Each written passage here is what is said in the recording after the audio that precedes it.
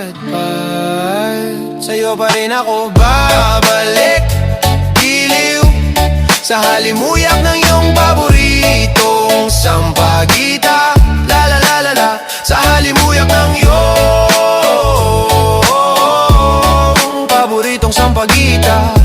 La la la, sa halimuyak ng iyong dumating ng araw na aking pinakahihintay. Malapit nang magsimula ang aking paglalakbay, pabalik sa aking pamilya kahit napakalayo,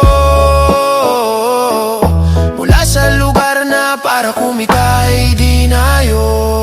Lahat ng pasalubong ko ay nasa kahon na, tsokolate at laruan pati sabong panlaba. Eroplano'y lumapag na ako lamang mag-isa ang babiyahe pauwi para masorpresa sila.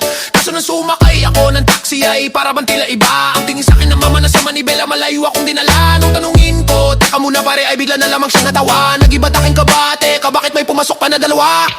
Hanggang hinawakan ako sa balikat ng isa na may tanga na patalim. Pilit inaagaw ang dala kong bag na pinakatat ako ng palihim. Dahil ang laman nito ay ang lahat ng mga araw na ako'y nakatingin sa bituin. Kahit madilim pero bakit sa duloy ako pa rin ang bibiguin. Kahit saan man mapadpad,